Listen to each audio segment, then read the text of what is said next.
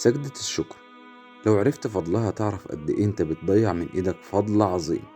اقول لكم فضلها وهذا والله اعلى واعلم.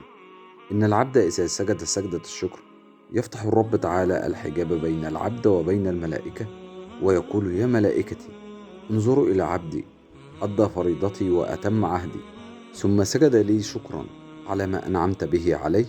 يا ملائكتي ماذا له؟ فتقول: يا ربنا رحمتك.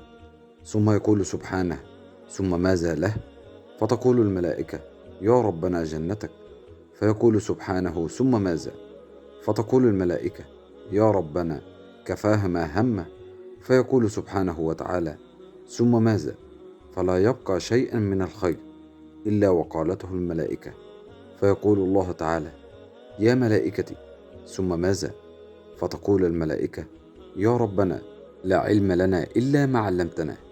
فيقول الملك الجبار: تخيل معي، اللي أعظم من فضل الدنيا لأشكرنه وأقبل إليه بفضلي وأريه رحمتي.